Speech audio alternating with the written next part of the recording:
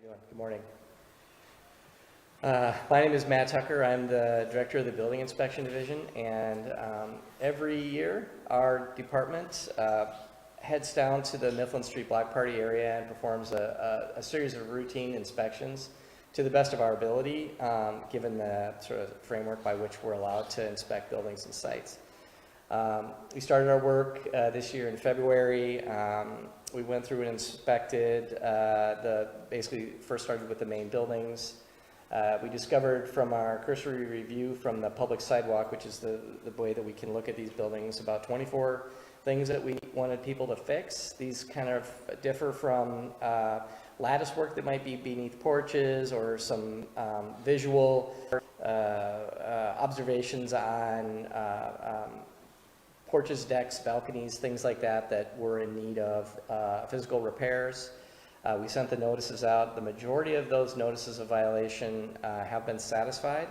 Like I said, they vary from as minimal as, fix the lattice that might have pulled off through weather over the winter to reconstruct your porch. We do have a couple that we're not sure are going to be completed on time, and we're going to require those property owners to have those porches, decks, or balconies basically roped off, fenced off, or otherwise not occupied if they were unable to have the work done in time for the event this Saturday. We also inspected 58 individual parcels. This is the land. We go out and we look for things like furniture or junk, trash, and debris, things that can be used as burnables if there were fires, or weapons, or something like that. We issued 17 notices to get those types of things removed from the properties, and also the majority of those, I think all of those, maybe one or two, are left to be completed at this point in time. A couple notes, although we visually inspect from the sidewalk, these inspections can assure that the porches, balconies, and the decks are safe. Please don't assume that our inspectors, or rely on our inspectors to verify that the porches, decks, and balconies are safe, because the structural decay that occurs over time in these types of features on the exterior of buildings isn't readily visible. And a good example is the balcony that collapsed in 2022 on Mifflin Street. Looked like a very fine and well-constructed balcony. It wasn't until it came apart that we noticed the decay that was concealed within it. That's what water does over time. We want folks to be aware of their situation. If a balcony looks overloaded, it probably is. If people are bouncing or jumping, ask them to stop. These actions that people do will put you at risk. And gravity doesn't selectively apply to the people that only created the problem. It's going to apply to anybody that's on that balcony. And those are long falls, and people can get injured. That's what happened back in 2022. So we ask you all to be real cautious and just aware of your surroundings. Thank you.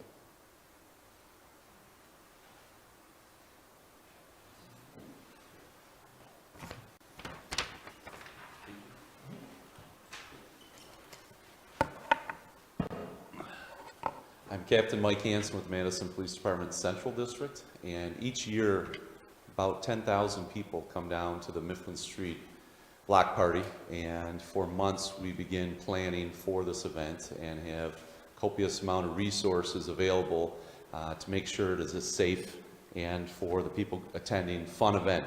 And this year we're following the same enforcement posture and the same footprint as last year. We'll have over 150 officers working this, and our partners throughout have been the Dane County Sheriff's Office and a bike contingency group from the University of Wisconsin Police Department.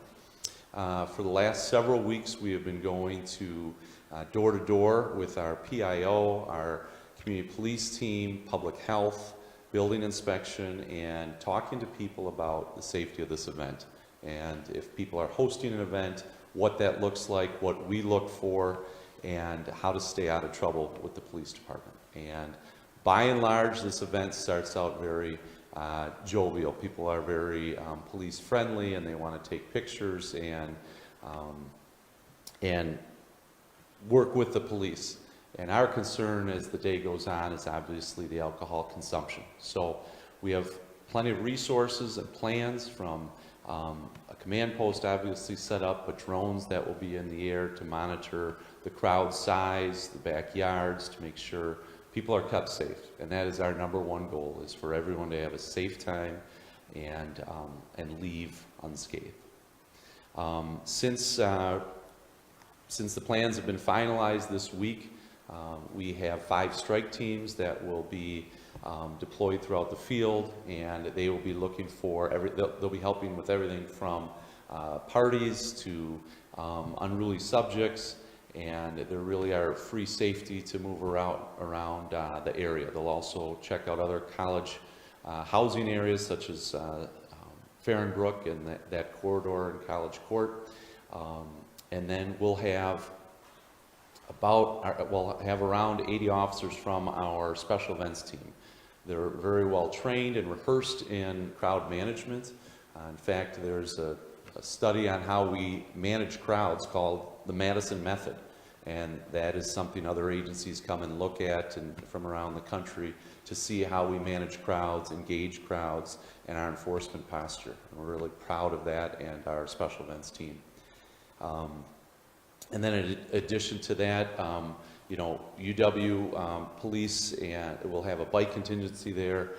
People from the dean's office will also be on hand as well, to some degree, for us to be able to contact if there's anything that we might need to reach out to them for as well. So, who knows what weather is going to bring, and all you work for the news agencies, talk to your weather folks, we'll see what that does, because that plays a huge part of how the Mifflin Street Block Party goes.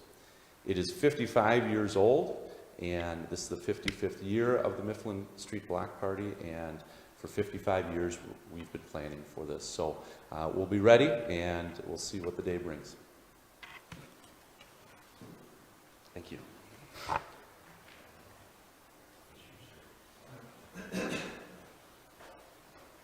Good morning, everyone. Bill Sullivan, the Fire Marshal for Madison Fire Department. So on Saturday, we will have some fire prevention officers out on Mifflin Street. Our primary roles will be working with the list, that building inspection of those properties that may not have gotten everything completed and that they have been ordered to not use. So we'll make sure that they follow through and those decks that or balconies are not occupied. We'll also then be out there with MPD to make sure that housing and decks are not overcrowded, the ones that can be occupied. As Mr. Tucker said, just because it looks safe may not be safe. Safety is going to be relative. So most of these decks and floors were designed for a limited number of people. So if it looked like Mr. Tucker said, if it looked like it's overcrowded, it probably is. It's probably overstressed from a structural load perspective, from what it was designed for. So we want to make sure that people are thinking about those elements and being safe. Jumping does add added stress to that, and so we want to be cognizant that we are being safe with our activities out there on Saturday. We will ask people to vacate a deck if it appears to be overcrowded.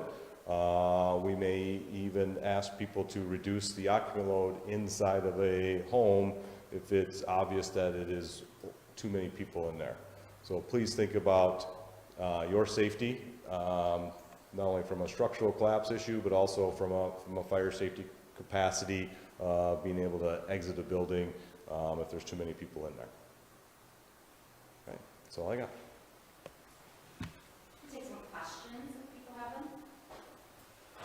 So there's supposed to be some severe weather potentially expected over the weekend. How is that going to plan to impact your guys' response to what's going on?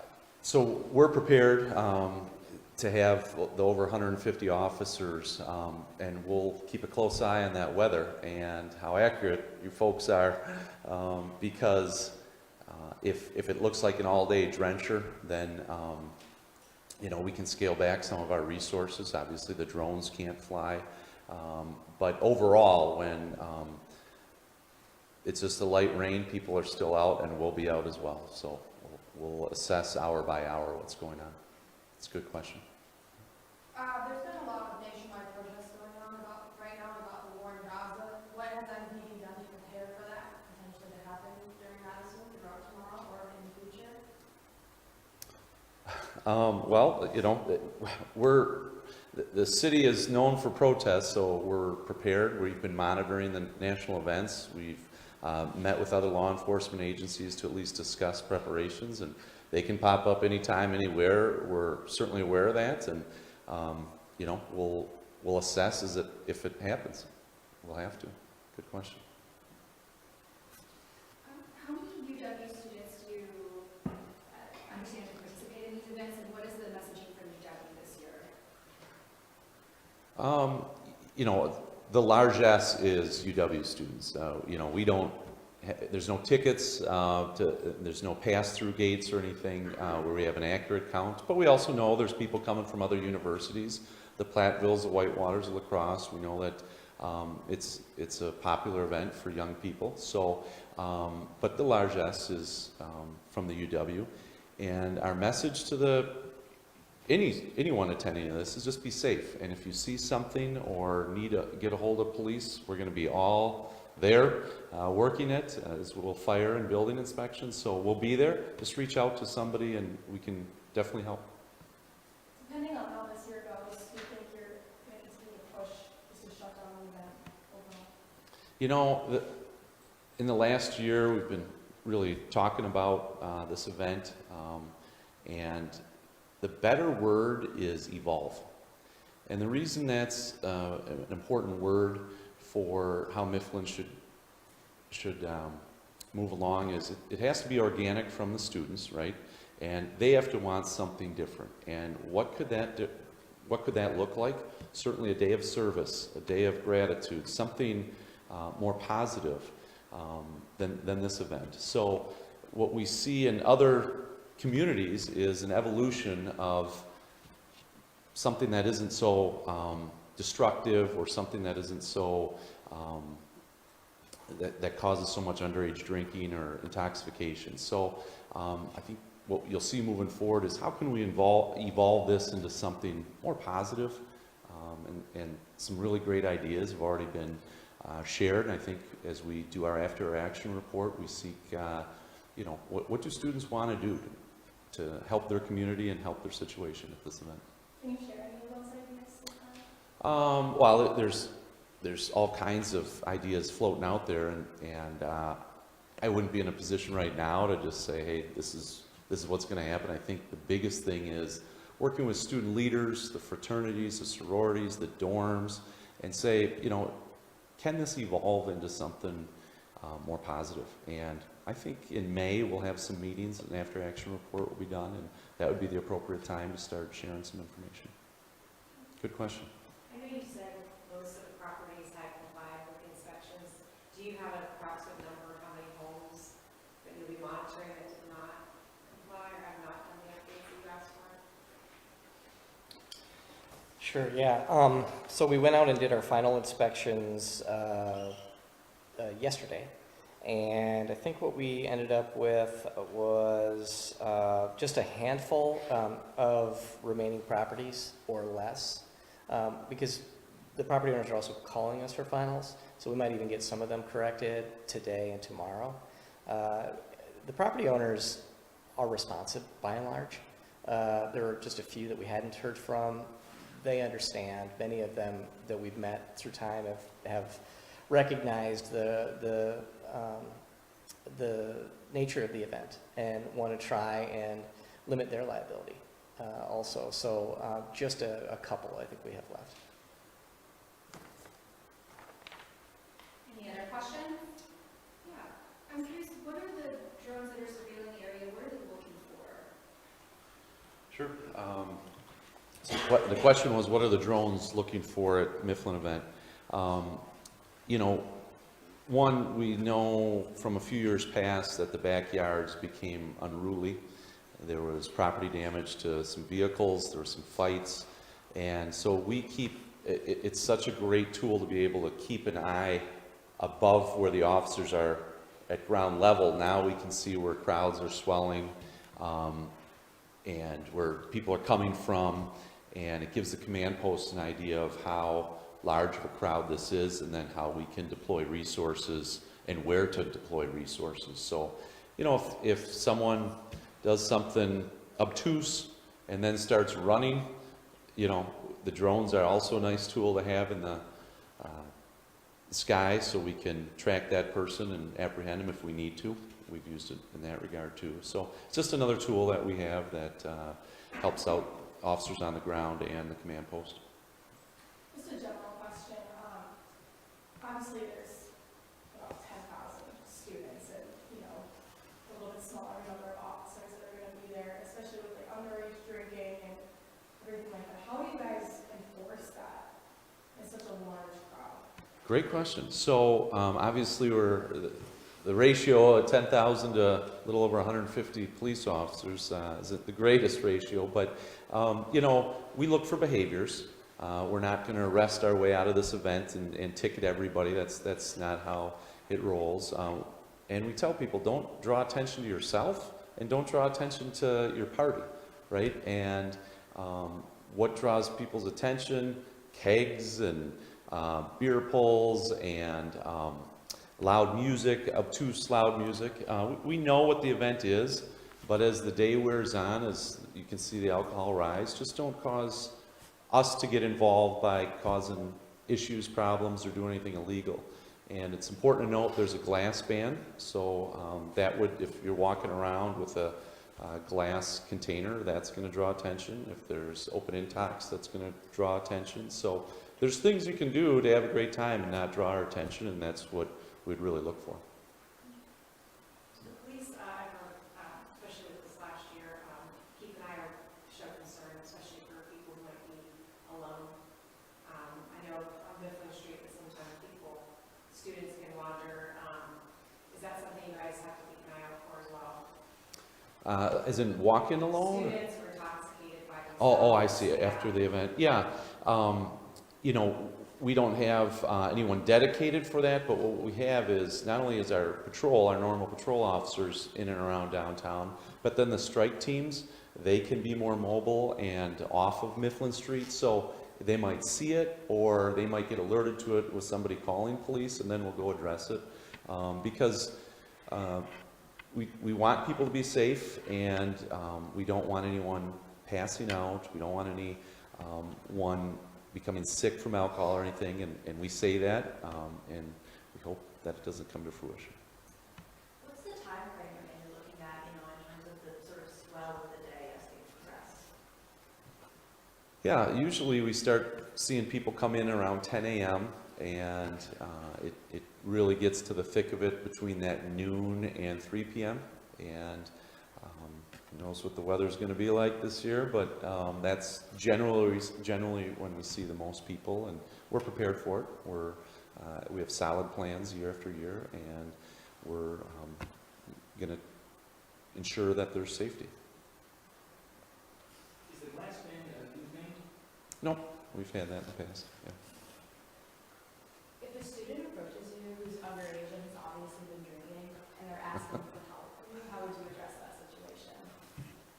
Anyone that comes up to us and needs help, we're going to help. And then we can address their behavior, their drinking, or whatever later. But if the last thing we want is somebody to be scared to talk to the police or worried to talk to the police if there is something that we need to be alerted to. So the police officers on the set team particularly are very well versed in crowd management, and their initial role is to engage the crowd and tell the command post a feel for how the crowd is interacting. And then I also need to give a special shout out to our Central Community Police Team, our CPT. They're the ones that have been going door to door, working with the residents there and flyering and talking to people about the event and how to have a safe party and ensure that they don't draw attention to us. And they work tirelessly at it. We have time for one more question. Is there anything, snuck it in there, is there anything, you know, particularly unique about this year compared to other years, or is there anything, you know, even with the glass ban having been in place before, is there anything new you can add? No, nothing new, unique this year. We're same footprint as last year, and you know, we know how this event usually goes, and if there's any surprises, we're prepared for it. So we'll see how the day goes, and you know, there's a balance of some people that don't want to get rained on, and some people that are praying for monsoons. So we'll find that in the middle. It's always it's always a toss-up end of April. Thank you all for coming. Thank you.